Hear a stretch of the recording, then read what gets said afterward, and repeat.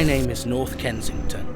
These are the stories of just some of my great-grandparents, my grandparents, my parents, and my peers.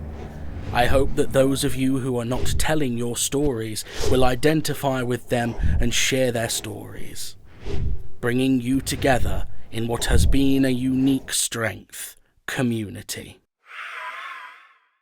North Kensington, situated in the Royal Borough of Kensington and Chelsea, has always been a beacon for a multitude of people from different cultures and ethnicities. Their tragedies and triumphs, a community ever growing and changing, coming together in the face of tragedy, and out of tragedy, seeds of strength are planted.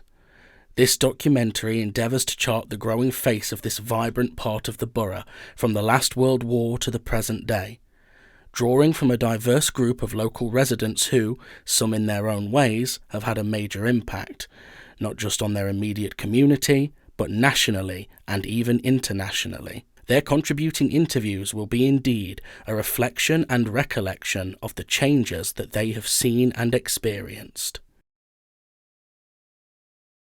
Well, the name is Steve Bell. My name is Toby Lauren Belson. Yeah, my name is Adam. Okay, my name is Alex Bowling. So I'm Carol. I'm James from Cafe Fluence. My name is Joanna Iglawa. Used to be Joanna Eccleston. Yes, I'm Marcus Iglawa. I'm Jonas' husband. Hi, my name is Raja. I'm 21 years old. Yeah, my name is Sandra Etienne. Hi, I'm Tina Alcath. And I'm Dave Pitt. Hi, my name is Geshi. I'm a local. I've been living in the area for all my life. My name's Jan. My name's Bob Larkins. Okay, my name's Keith Benton. Hi, my name is Steve Olithorne and I'm a photographer and trader on Portobello. Yeah, my name is Michael D'Souza. My name is Zulf Bhatti. My name is Matthew Phillip. I am Amir. I am responsible for Ukai. Daria, I'm 9 years old. My name is Asema. My name's Alfonso Edwards Santana. My name is Jama Elmi and I'm from Somalia. That's my husband Duran Magdani. Myself, I'm Jyotika Magdani. Lovely. So my name is Jad Mohsen. I'm a barber and musician. Yes, hello. I'm Atiq Zaman. Most of the locals call me Victor. Oh yeah, my name's Len Cook. My name is Fiji Sorden. Hi, my name's Jeff Palmer. My name is Bob. My name is Clinton Jr. The dog's name is Precious. My name is Howard Jeffrey. I'm currently the chair of the Pepperbot Centre. Hi, my name is Piers Thompson. My name's Tayshan Hayden Smith and I'm 24 years old. Okay, my name is Wilfred Walker. My name is Clive Phillip. They call me Mashup for some reason. I am Trevor Hall. My name is Alexander de Great. I am a calypsonian, that is someone who writes and performs their own calypsos. My name is Earl Oaken and I've lived around here since 1953. I'm Emma Dent Code. I'm a local councillor in North Kensington since 2006. My name is Junior Tomlin. Yeah, my name is Mustafa. My name is Ahmed. I have a shop in Portobello Market. Hi everyone, my name is Ali. Hi, I'm Jane and I'm one of the directors of the Flower Corner in Ladbroke Grove W10. My name is Pepe Francis and I'm the director of Ebony Steel Band Trust. And I'm the former chairman of Notting Hill Carnival. So my name's Janet Tillander and I've lived in the area for years. Hi, greetings everybody. My name is Jalis Lachu. Hello, my name is Jefferson in Hennicho. I'm Marion Gettelson. Hello everybody, my name is Mohammed Dryda. I'm Martine Hedge, jury and artist. Hi, my name is Nicole Heller. Hello, my name is Charlie Barnett. My name is Dains Shah. Hi, my name is Mahen. Hi everyone, my name is Monica Mellor. Hello, my name is Ronald Beth. Hi, I'm Matthew Fawcett. I'm the owner of Bar Love on Portobello Road. Hello, my name is Bindu and this is my husband Dilip. My name is Jules Walter.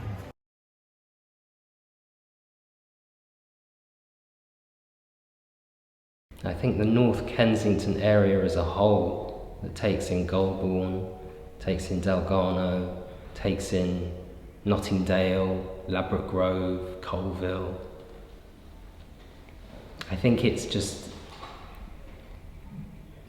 the depth and the breadth of the community. To have so many people of so many backgrounds, of so many histories, actually to be together in one relatively small area, so densely packed into one relatively small area, and to live pretty calmly together and to maintain a sense of peace and togetherness in most instances, I think is quite remarkable, and is something that should be recognised, should be acknowledged, both here and as well beyond the boundaries of the area. I think it's something that needs to be taken seriously, and something that ought to be, I suppose, something that ought to be celebrated. But I really do think it's that acknowledgement. It's really important that it's acknowledged, and so that we can understand it, and we can look after it, and so that we can perhaps learn from it. It's a very tense space at times, so it needs to be nurtured. It needs, like a thorny rose, I suppose. It needs to be nurtured. You either get the best out of it, or you can get the worst. Let's get the best. North Kensington covers an area of West London which is north of Notting Hill and south of Kensal Green. The names North Kensington and Ladbroke Grove describe the same area. North Kensington, once known for its slum housing, is now on the whole an area considered exclusive and upmarket, although expensive residences are interspersed with lower income areas like the Lancaster West Estate. The area is a vibrant and popular location due to its attractive buildings and community spirit, formed in part due to the large number of immigrants from all over Europe who made the area their home in the last 100 years.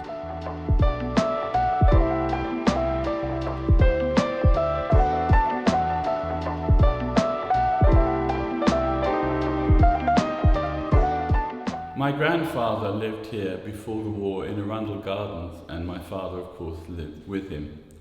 And after the war, the only place that my father could get a job as a schoolmaster was out of town, south of the river.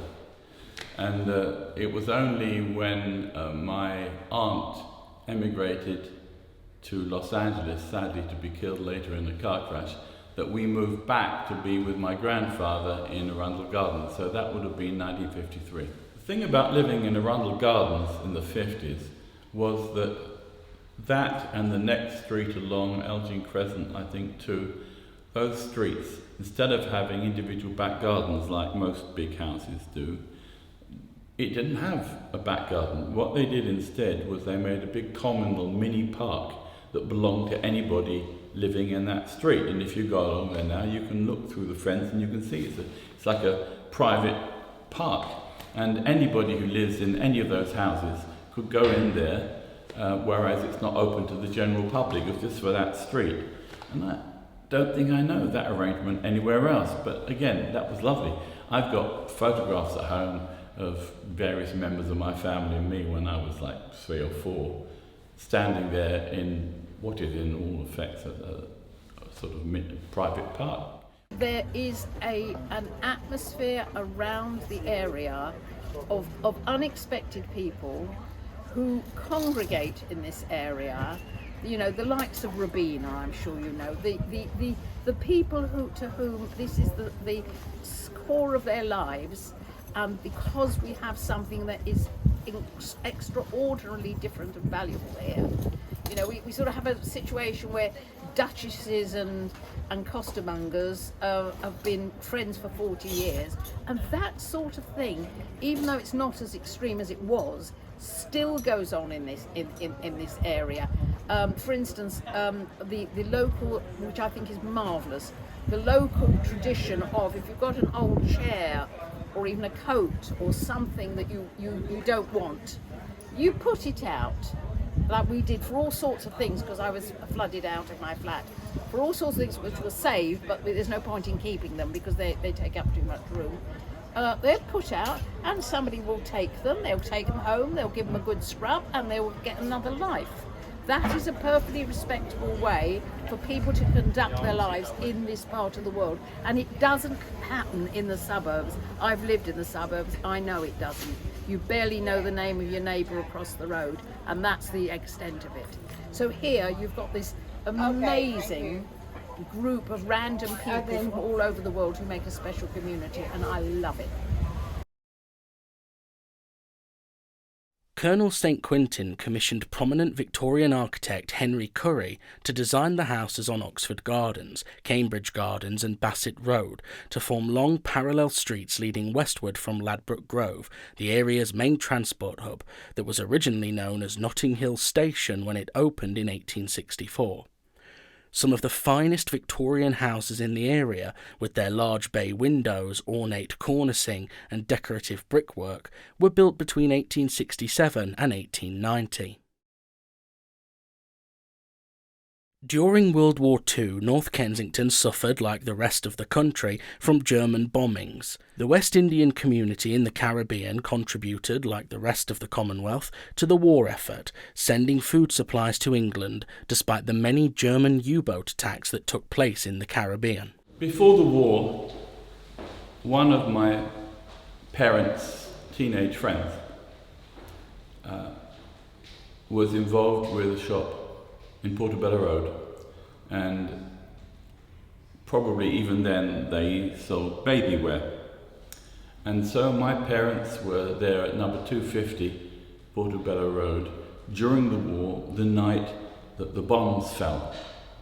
And the result of the bombing was that 252 was on fire, 248 was on fire, and for years 250 stood up like a sort of tooth.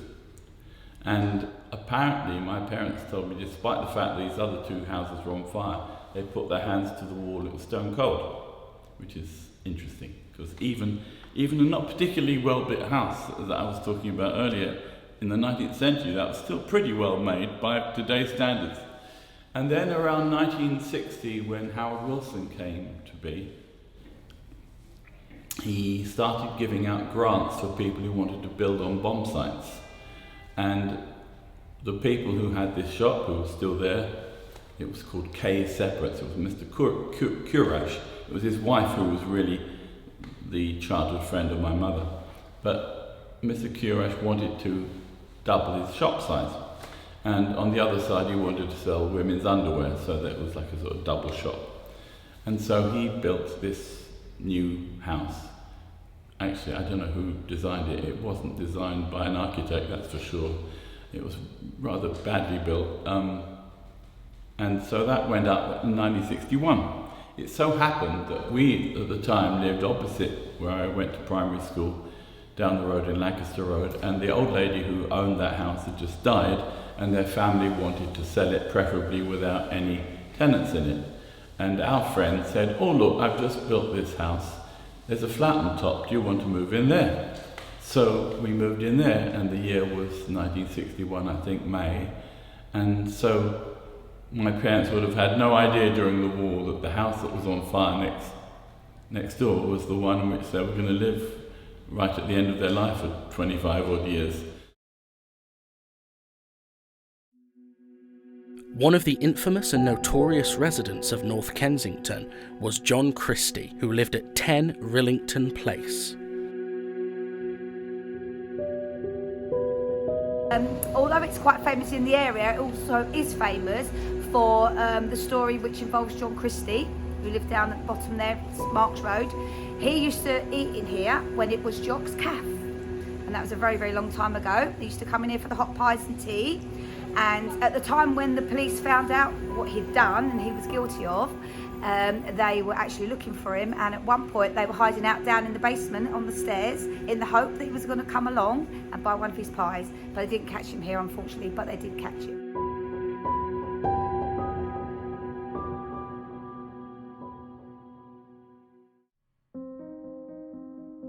The people from the Caribbean, called by the mother country and following the wave of previous Irish, Jewish and others, found animosity upon arriving in Britain on the Empire Windrush in 1949. Many had previously fought for Britain in the war, and some of the steel bands had taken part in the Festival of Britain. I'm standing on the site of what used to be the Mangrove restaurant behind me. Above is a plaque commemorating the founder of the Mangrove restaurant, Frank Critchlow. Frank Critchlow was a community organizer and an activist fighting for the human rights of the African Caribbean community. He also founded the Mangrove Community Centre and co-founded the Mangrove Steel Pan. Frank Critchlow and many other of the African Caribbean community were very prominent on this road, All Saints Road, which used to be one of the front lines. Sadly, due quite largely to the institutional racism of the British police and also of the local authority and others in power, the community were ethnically cleansed from the area, and now we have a plaque left and very little representation of the African Caribbean community on All Saints Road. But the legacy lives on. I could say, well, people come from Trinidad and they find the mangrove and they look and they know where to find everybody. People will come from Jamaica and they say they're looking for first family. America, people say they live here before they come back to find family. And they used to go, everything was based around the mangrove. And the mangrove became a central point, and like All Saints Road was our road. We had full control of that. And that road was, everything happened on that road. That was where our life was. Because if you want to survive, you have to come to All Saints Road. First of all, this is one of the historical settlements of Caribbean people into the UK after the war. And something that needs to be stated now, you hear a lot talk about the Windrush. The Caribbean people who came here, they didn't come as immigrants. They came as British citizens. And it's not always understood, and I can't state it more forcefully, we did not come as immigrants. And it is a pity that at this very moment, I am picking up information, the treatment of the Caribbean people as indicated through the Windrush is an iniquitous behavior, because there's no excuse with all the legal people we have, going back to all the various legislation, both race relations and equality legislation.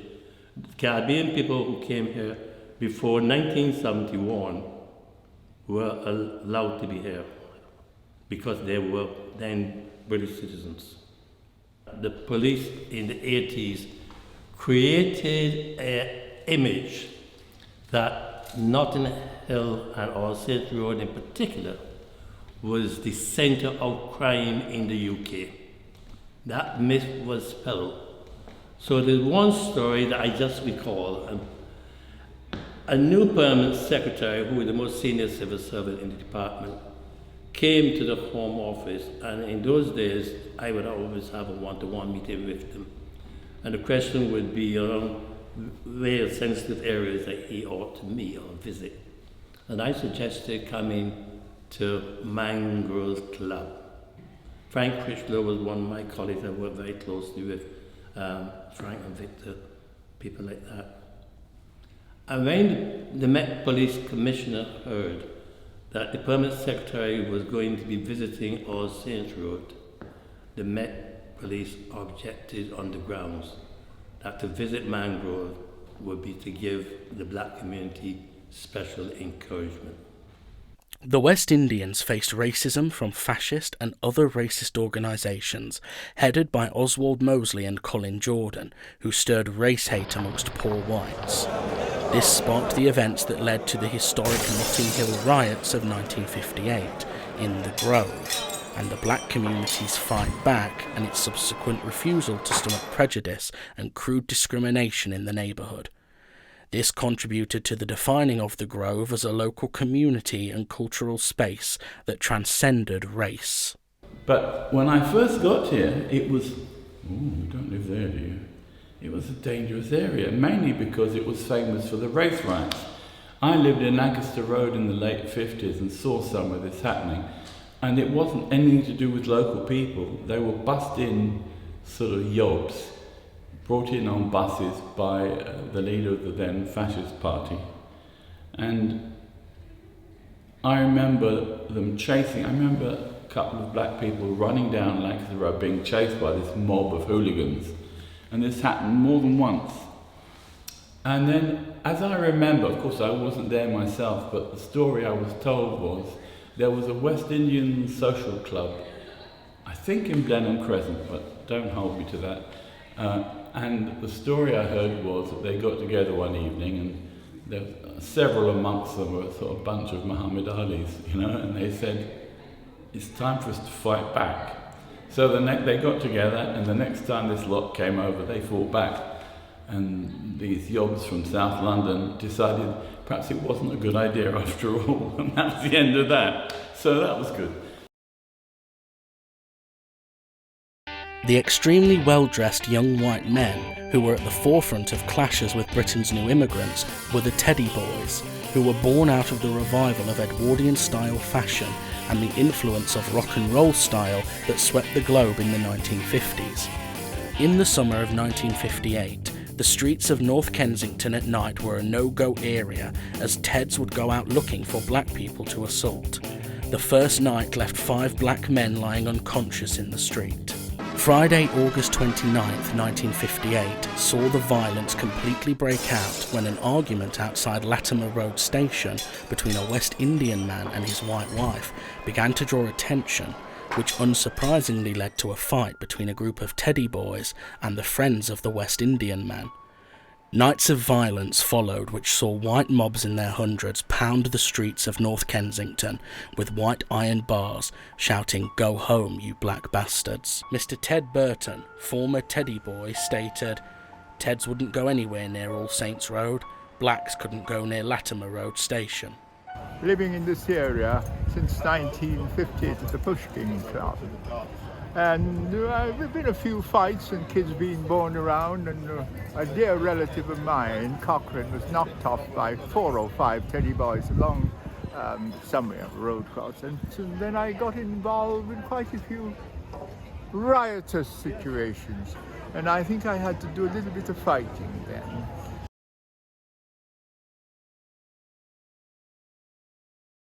To my left is the plaque for Kelso Cochrane.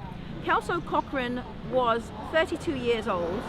He was from Antigua, and he was working as a carpenter in London in 1959. His ambitions were to study law and to qualify as a lawyer. Kelso had hurt his hand and was on his way back home from what was then the Paddington General Hospital. Very tragically, he was set upon by a group of racist young men who came out of the establishment to my left, attacked him. He was brutally stabbed through the heart and died. Kelso Cochrane's murder is one of the first high-profile racist murders in the UK history. Not only did it lead to the change in legislation and the introduction of anti-racist legislation, it also unified the North Kensington community. Kelso Cochrane's funeral was attended by approximately 2,000 people of all races and nationalities who were resident in North Kensington, and it signified a change in race relations across the nation.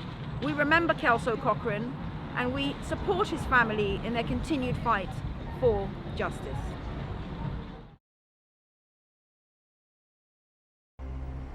Most of the incoming Caribbean migrants from the late 1940s through the 50s and 60s had to deal with unscrupulous landlords. The term Rachmanism, coined after Peter Rachman, the slum landlord who exploited tenants and whose tenuous link with the Profumo scandal helped make him a 60s hate figure and brought down a government. Eventually, in the 70s, we moved to Lancaster West Estate, which is where the Grenfell fire happened. We were living in the walkways. That was the first time I ever experienced, I had central heating, because back in the day it was paraffin heaters and we used to have paraffin. I used to do my paper round and we used to live in one room on Cambridge Gardens with a screen in between the room, and my mum and dad slept on one bed and me and my three brothers slept on the other, and my three brothers slept on the other bed, and we had one paraffin heater and a shared bathroom, but that was home. You know, we were on the very top floor, and I remember going all the way down the stairs to go to school. It was just crazy, but you know, that's what we lived in. If anybody remembers Rendell Street and Wheatstone Road, they were derelict buildings. And as children, we couldn't be bothered to walk over Golden Bridge. We would actually cross the railway line and jump past the locomotives. Crazy.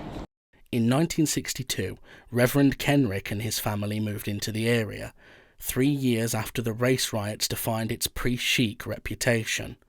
The family itself lived in a house purchased with his father's legacy in Blenheim Crescent, which lacked proper heating and sanitation, had no kitchen and a leaky roof.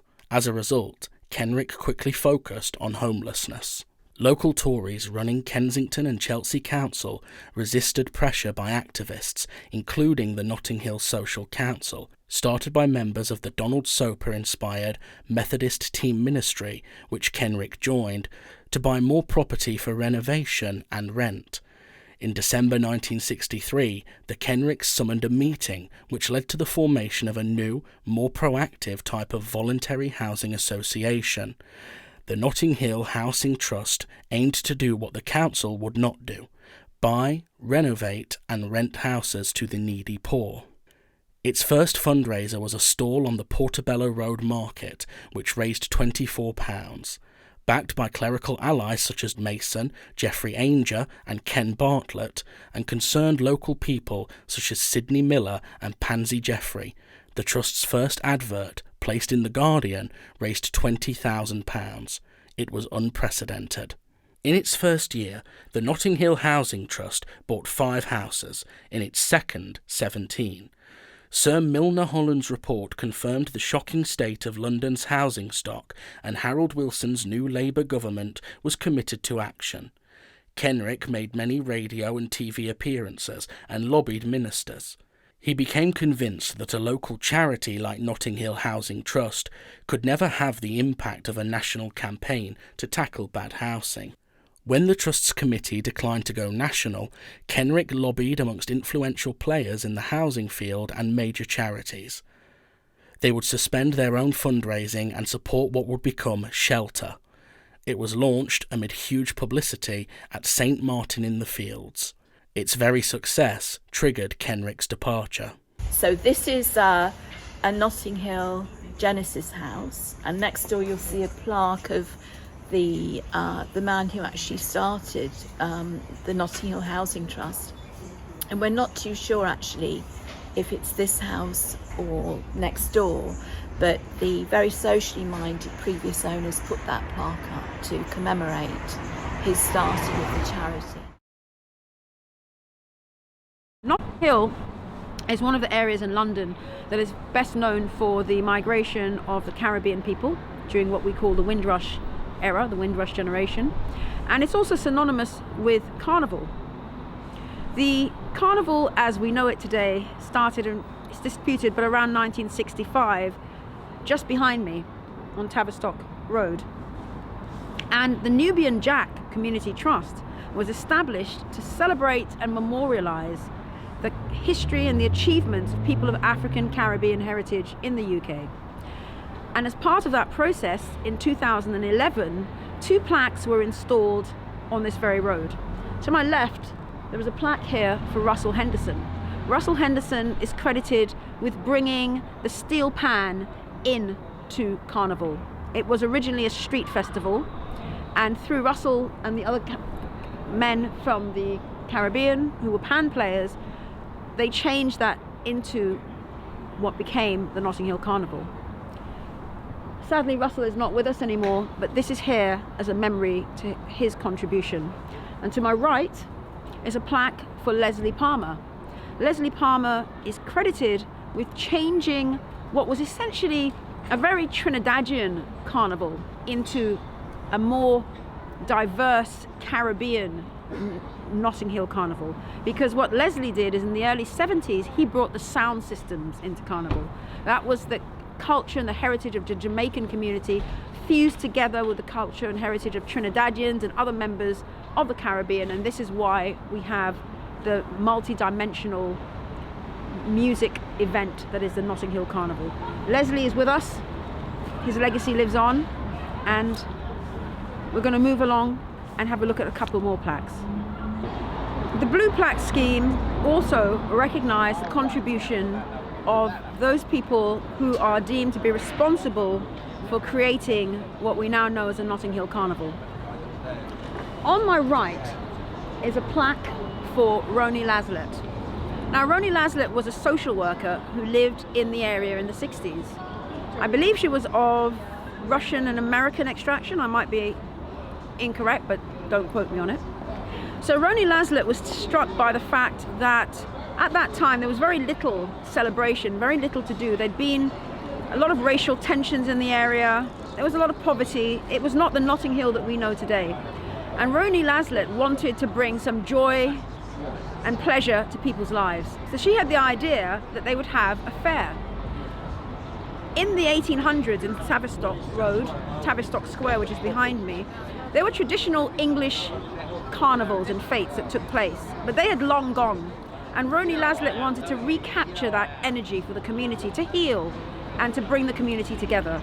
And so she, in 1965, created a community event which was very small and took part in this local area, just around the square. The children dressed up in costumes and they had a bit of fun on the bank holiday. Roni Laslett had been inspired to include the Caribbean community later on, because at that time this area was home to many, many people from the Caribbean living amongst other ethnic and racial groups. So Roni Laslett spoke to some of the Caribbean people and asked them to get involved. As a consequence, the following year, what we now know as the Notting Hill Carnival was born. It was the fusion of creativity to heal, and it involved the Caribbean, predominantly Trinidadian culture of the steel pan. We already mentioned the role of Russell Henderson, and that's really how Notting Hill Carnival came to be. However, before Roni Laslett had the idea of doing this community gathering, a woman by the name of Claudia Jones, for whom there's a plaque on the left, was instrumental in bringing the spirit of carnival to the UK. Claudia Jones, a fellow Trinidadian, arrived in the UK after having been deported from America during the McCarthy era. She was a very passionate activist and one of the few women of African heritage who was prominent in the Communist Party. When Claudia came to the UK, she also, like many others, realized that there was a dire need for the community to come together, for community cohesion. There had been riots in 1958, now known as the Notting Hill Race Riots. Claudia Jones decided that one of the ways to heal this rift was to showcase the culture and heritage of the Caribbean community. She famously said, "A people's art is the genesis of their freedom." And so in January 1959 in King's Cross, St. Pancras Town Hall, she held one of the first indoor carnivals to coincide with the time in which carnival takes place in her native Trinidad. And that was bringing the spirit of Mardi Gras and of carnival to the UK. So we honour Claudia Jones and Roni Laslett for their contribution to what is now the biggest street festival in the whole of Europe and possibly the world. The pan was created in Trinidad. It was created because through slavery we wasn't allowed to play drums.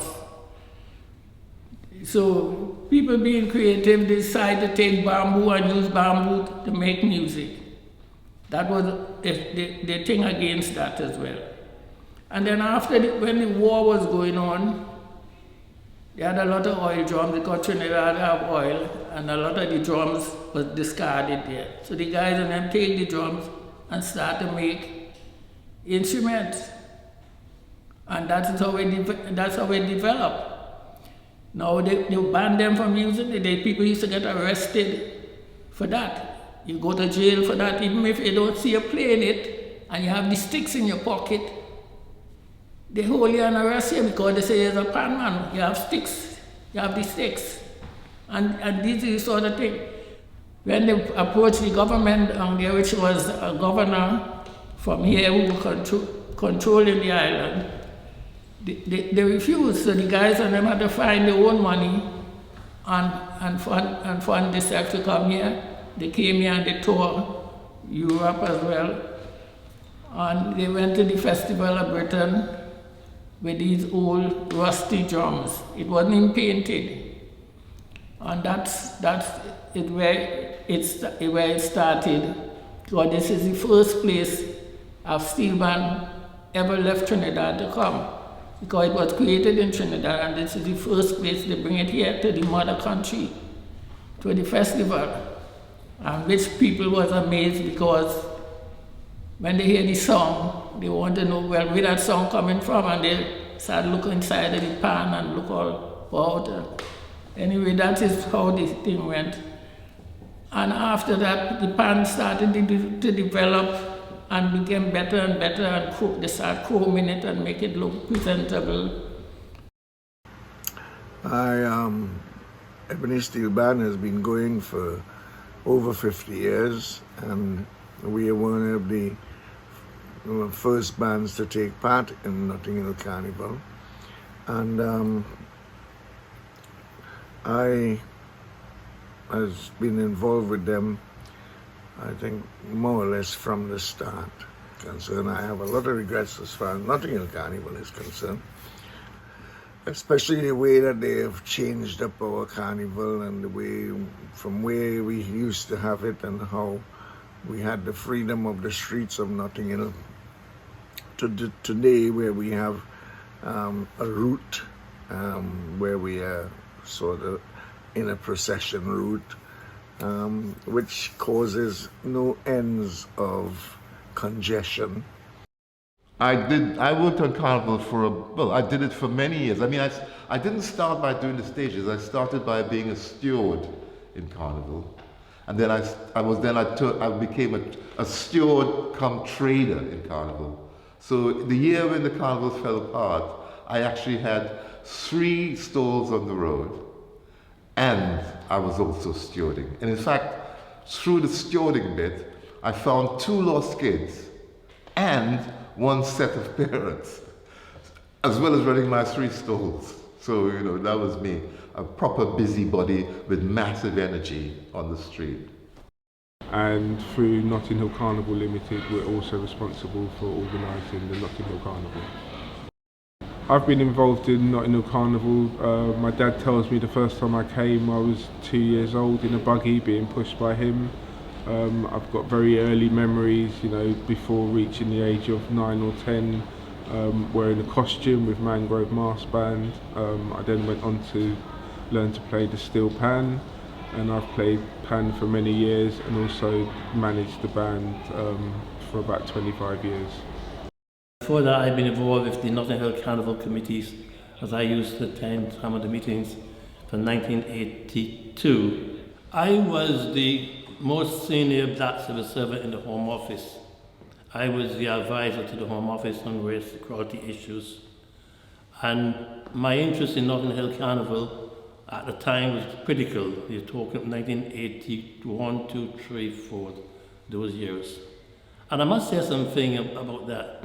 The 2 local authorities, Kensington and Chelsea and Westminster, were not fully supportive of the Notting Hill Carnival and didn't always go out of their way to make it easy for the organisers. I also know, without mentioning the politician by name, that at one time the local MP for Westminster attempted to put pressure on the then Home Secretary to cancel the Notting Hill Carnival. The Home Office at the time saw Notting Hill Carnival in terms of policing and race. And there's something I would like to share with you. I believe that the police of this country owes a lot to the Notting Hill Carnival in so many areas of security and such like. Because Notting Hill Carnival is the largest street event in Europe, people came, not only people, police came from all around the world to learn how we did it here.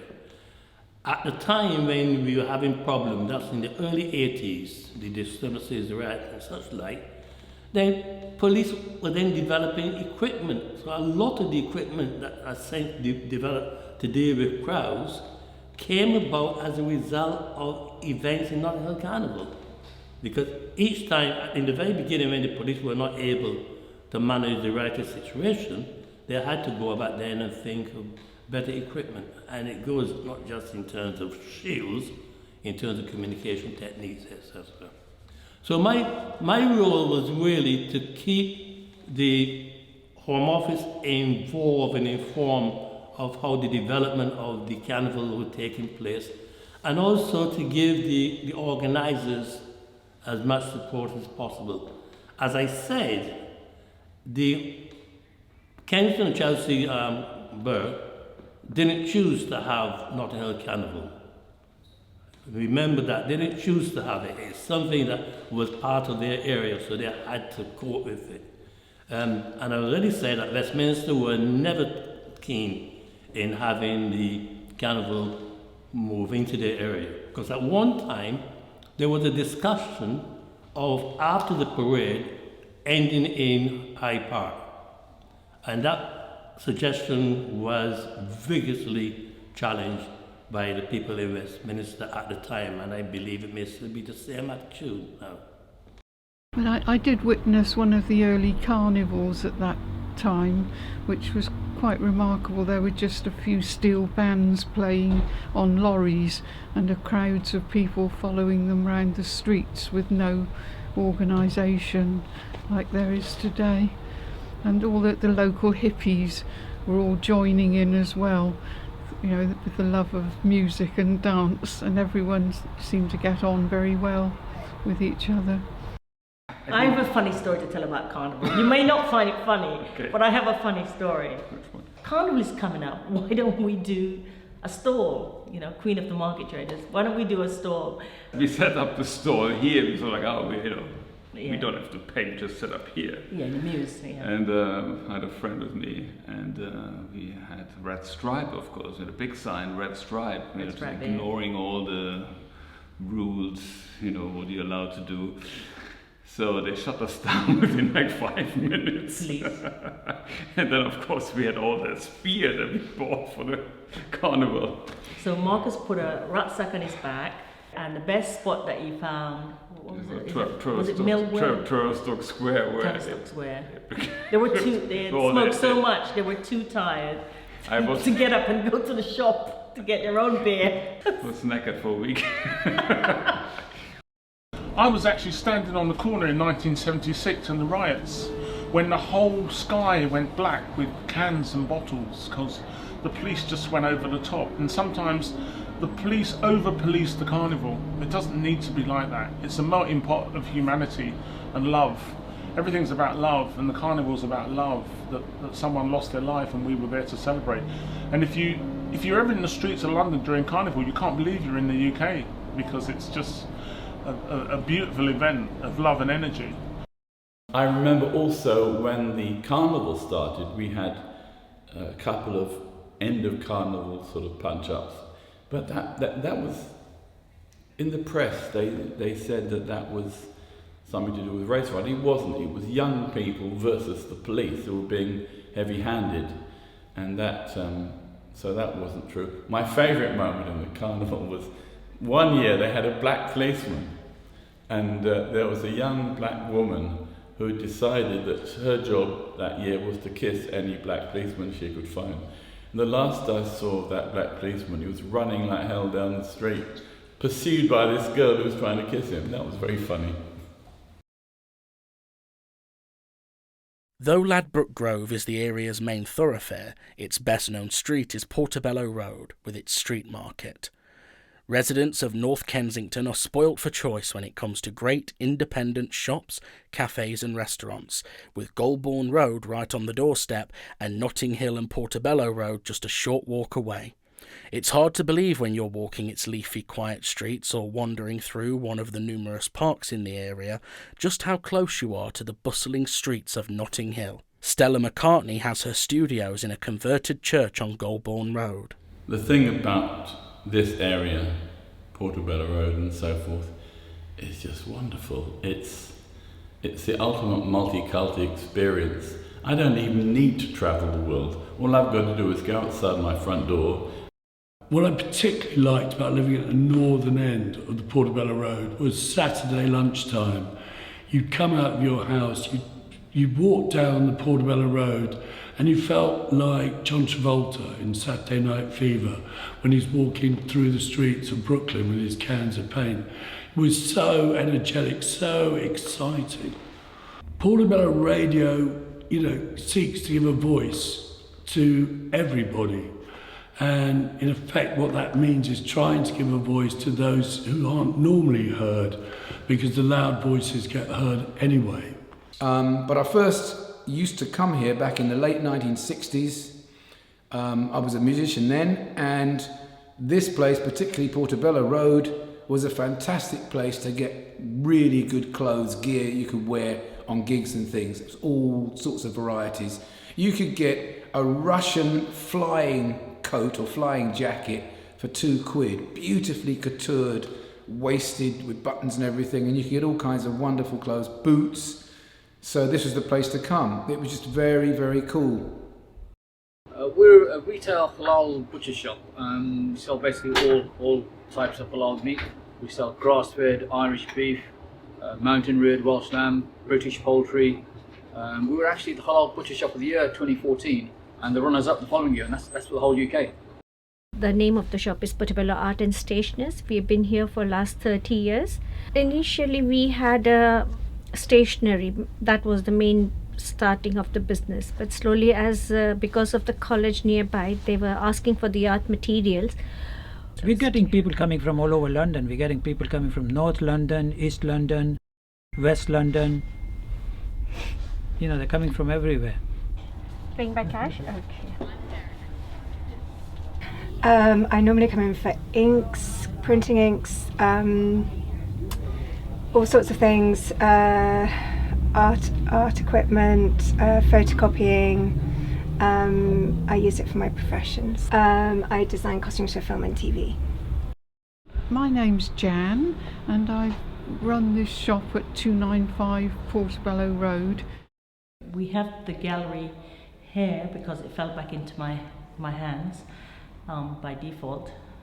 I renovated it and it looked so good, and we had pop-ups, like retail, and then we had one photo exhibition for a photographer who did a lot of pictures in the Market Bar when it used to be the Market Bar in the 90s.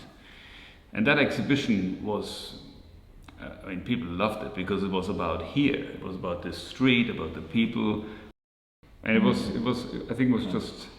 Then we realized this space looks the best as an art space. Everyone loves it. It's so bright. It's got this corner situation with 4 big windows. You can see outside, inside. So when I was 21. I decided to have a stall on Portobello Road, right outside where the gallery is, right here. And there used to be a market trader selling fruit and veg, and his name was Bernie, and his wife. I can't remember his wife's name. And it used to be quite difficult to get a market's pitch on a Saturday, but Bernie really liked me, liked my get up and go, and I think he saw a bit of himself in me. So he used to sell his fruit and veg quite quickly by 12 p.m. so that I could have his pitch. I still paid full price for it. Market office still charged me full price, but then I would have his pitch, and it was so busy, I wanted his spot. And then one day I looked at this shop and I thought, if this shop ever come up for sale, I'm gonna buy it. That was when I was 21, and here I am. The old market was that if you wanted a stall, you had to sleep outside near the market office, which is in Tavistock Square. And so I used to sleep in the car until I start about 4 o'clock in the morning, or maybe 3:30, until they open, so I could be first in the queue for a pitch. Obviously, thank heavens, it's not like that anymore. I think they have a different system. I don't know what it is, but I'm pretty sure it's better than what it is now. But that's what you had to do then to get a stall. It was a lot harder. I own and manage LH Cook Furnitures, 289 Portobello Road. I came to Portobello Road in 1973, straight from school. Yeah, and I've been here ever since. Well, my dad started the business in 1962. And when he started it, he was mainly second-hand. And Dad noticed how profitable the second-hand stuff was. So him and his partner, they drove from Islington to Ladbroke Grove. They didn't even know where Portobello Road was. They asked a lady where it was, and she told them. And Dad found this shop and another one right at the top of Portobello Road. And because in those days the rents were very, very cheap. So yeah, Dad started the business then in 1962. Yeah. One story I'd like to tell you is about this guy, Prince Gypsy Rosalie, and he used to have a caravan just across the road from my shop, and he used to tell fortunes, and a lot of ladies actually believed that he was could see the future, which I don't think he could. And when I was 14, I came to Portobello Road and I saw him, and I said to my dad, do you think he would let me take some photographs? And Dad said he's a very grumpy man, you know. So Dad went over and asked him, and he said, oh yeah, Mr. Cook, because they were friends, you know. So he let me photograph him, and yeah, that was nearly 50 years ago, or 43 years ago, yeah. In 1972, it was quite a poor area, but the market was much more interesting. You know, it's much more interesting than it is now. I mean, it's all closed records and things now, but in those days, there used to be a guy just outside the convent, and he used to wear like a three-corner Marisine hat, and he used to have muskets and things for sale. It was really fascinating. And if I went near the store, he used to shout at me, I mustn't touch anything. I'm responsible for Ukai, this Japanese gastropub in Portobello Road. I was born in Tehran. When I was around 10 years old, moved to UK. Ukai, my brother and I opened Ukai around 10 years ago. Everything that we do here, you can see from the photos around this venue, which are just portraits of local people. It's everything that we do here. It's community based. Hi, my name is Geshi. I'm a local. I've been living in the area for all my life, running businesses, family business. Yeah, this is my CBD shop. It's called Other Side, and yeah, been a huge fan of the area. Obviously, I live in it, so I can't really help that. But yeah, I've been a fan of the area since I can remember, really. Family have run a business on Portobello Road, so I know many of the locals, and yeah, it's got a nice, diverse selection of people, which is what we like, and yeah, it's a nice community spirit still. It's lost it a little bit in recent years, but yeah, it's still got the old essence of Portobello. If you know the area and you live around here and you just sit on one of our seats outside the shop, I'm sure you're going to come across some sort of interesting situations. I've been in my shop for 33 years, running it, serving the community, and now I share my shop with my son Geshi. He does the CBD. I love this area. I've been here up and down this road for 33 years, longer than that. I've been living in this community for 44 years. And I think that quite a lot of people, they know my shop. I've been serving generations and generations of people coming to get tattoos and piercing in here. Good morning. My name is Viji Sorden. I am the haberdasher on Portobello Road. So as a haberdasher, I supply people with trims and sewing and craft accessories for a whole genre of industries, from small designers to couturier designers, film, which I cover lots of blockbuster films, from your Hollywood blockbusters to little short films that are being made in the area. I think my first memory of Portobello Road was when I was 3 years old, because my grandmother used to live on the corner of All Saints Road, and in those days it was a no-go area, which the police weren't allowed in there. And I used to visit my nan on a regular basis with the pelican on the corner, with all the old boys in their trilby hats and their long coats and the sawdust on the floor. I got involved in this business simply because I had a dream. I had a dream about 3 years ago. My mother appeared in a dream. The actual location of the restaurant, the door, was where my mother used to stand in the 70s. She used to volunteer her services free for the children in the local area. My parents died about 26 years ago, and my mother appeared in the dream and said that I've got to come back to Notting Hill. Weird. And it's even more weirder that the fact the front door is where my mother used to stand, and I want to give something back to the community. My name is Bob, and I've been in this area since 1960. I was born round the corner in Oxford Gardens. Well, this is an old family business. It was started in 1961 by my father-in-law, George Pericos. Sadly passed away 5 years ago, but the family are still here. My wife, my sister-in-law, my brother-in-law, and we have other business up in Golborne Road. We have a bike shop, which is run by my brother-in-law, so it's a proper family affair. It's a proper shop. We have rich people, poor people, lords, ladies, bank robbers, villains, crazy people, nice people. It's everything. It's a real mix. So, you know, I'm trying to think. There's probably been lots of incidents over the years, but like I say, some of them aren't very polite. You take the rough with the smooth. Well, what I used to do before lockdown was just lots of pictures of the area and general London shops. But of course, coming back from lockdown, realised we're not going to have the same tourists that we used to. So I've now started doing my new series, which is restyles of the dead and famous.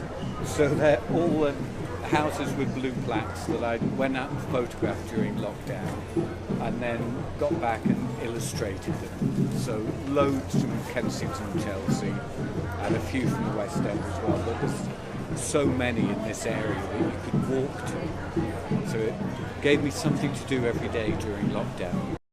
Well, I think what has changed is people have come in, they've bought properties, and the people that buy the properties seem to believe that their opinion matters more than anything else. So consequently, we used to have music on a Saturday. They can't have it because the new residents don't like it. And everything is actually at a price point that most people can't afford. So the ordinary working people cannot afford, and generally have been sort of shifted out of the area, which is what I find very, very sad, to be honest with you. You know, even All Saints Road, certain shops around, they don't exist anymore. And that's what I find very, very sad.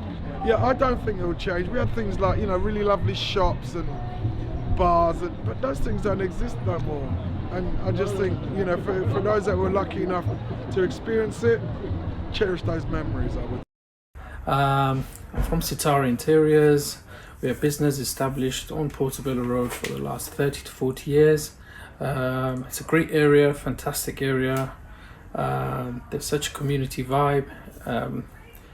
But the best thing about this area is there is different cultures involved, different unity combined together, and what makes it successful. Love it, really. Okay, so a little bit about my family, our family. Originally all born and bred and down in Notting Dale, which is true Notting Hill. But they were a family of costermongers, but rag and bone man totters. So I used to go around the street shouting rag bone and picking all the bits of old iron and stuff like that. But we've been trading Portobello since time immemorial, for years and years and years. And we're one of the very few families that are left now, unfortunately. Portobello Road was such a vibrant, cosmopolitan place to be, and it's quite sad. I think there's only about 3 or 4 families left now. So, but we've always been market traders and rag and bone man, and we've got a bit posh now. We've got a shop. So, but hopefully our shop's cosmopolitan as well. So, like I said, it's just from the little old lady from Lancaster West with her little pound bunch, or the Holland Park big customers with elaborate vases. We do the lot. So, we hope we're part of the community, because we certainly feel like it. I've been selling ephemera and art in Portobello Market for about 30 years, on and off, and it's extraordinary how the market adjusts to young people's wants and what they want to buy. Each generation has its own collectibles and ephemera. For example, the thing that's selling very well is things attached to Japanese anime at the moment, and all sorts of music, hip-hop and that kind of thing, and also to do with skateboarding. And so as long as we keep changing our product or what we're selling on the table, we can attract young people who want the real thing. I'm a shop owner here. We've been here a long time, 35, 40 years around this area and in this shop. We used to have another shop further up opposite the cinema. That's been there for about 25 years. So we like locals here. We're probably the oldest shop in Portobello. Most of my working life I've spent here in Portobello and Notting Hill Gate. It's one of the most beautiful areas that I can say I have known in the UK, and most of these celebrities will vouch for it, because if you look at the ES magazine in the Standard, every other week there are people, celebrities who either live here or would like to live here. So that says a lot about the area. I've lived in the area for about 5 years. Started the bar just after the pandemic, and it's a cocktail bar.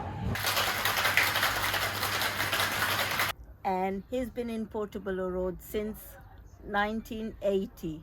So we get all the people who have been coming to get their clothes, and then now they've been coming all the time, and now they come with their children and their grandchildren. This is where I bought this. So every piece they had bought had a story in it of this shop and the area till the lockdown came, and that was the first time we actually really closed, and now we are back. And this is when we were really surprised that how many people knew us and they wanted us back again, and they didn't want us to close the shop. And it took me a while. It made me emotional and really appreciate that I was here. It's part of a family. They are so lovely people here. You got to know them. So I look forward to opening the shop every day in the morning and see faces that come in to say good morning to us. And that makes us happy to be here. So this is the deeds of this building from 1910, and I got the building in 8th of December 1980. First came to the market as a child in 1958. My father took on this shop, and we've traded here ever since until a couple of years ago when I retired. I was an antique dealer for 50 years, and now and I've lived here for a dozen years. And thoroughly enjoy it. I absolutely love Portobello Market and everything about it. And I wish to see it continue. You know, why shouldn't it continue? What is wrong with these people who seem to think there is something wrong with such an intensely lively, life-giving, exciting cultural experience as being in the market on a lovely day with a great group of people? You never know who's going to turn up. You know, Princess Margaret in the old days, Liberace, you know, would come along. And this is the joy of living. There was a plantain shop somewhere on the next block. And I remember the queues, like 40 people lining up to get in. And that must have been the late 50s. And this was marvellous. You know, we saw exciting things like watermelon. When did you ever see a watermelon in 1962? You didn't. Everything, and the people and the noise and the colour. And even today, it's got that vibe about it. There is something about Portobello. There are people who spend their lives plotting to destroy that which the whole world recognises as being extraordinary and replace it with loss-making, dreary retail, like you've got on Westbourne Grove. We call it Westbourne Grave because it's a place that retailers go to die. But what is happening instead is that we have, the council seems to want to see Portobello Market and everything about it disappear. For instance, there's a current consultation on the future of the market. The council paid a princely £15,000 for it, to sort of guide the futures of 600 businesses, that's street traders and bricks and mortar businesses, which is 25 quid each, to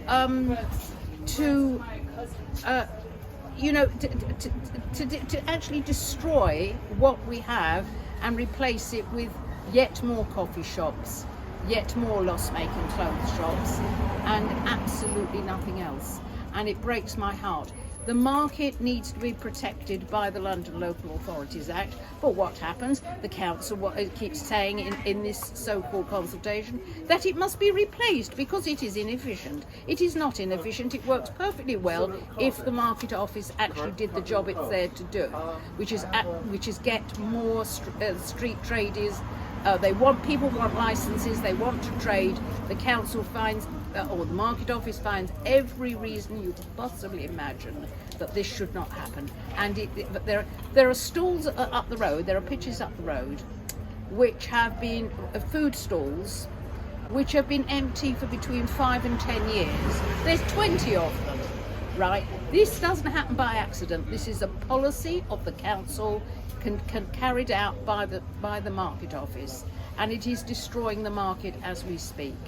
And the same goes for the private shops, the small, the really tiny businesses. They don't stand an earthly when you've got, these soulless businesses out there for every last penny. And never mind, every single retailer goes into the premises, loses money. You lose £50,000 right out to get another victim. And these people don't want tenants, they want victims. And I'm appalled by it.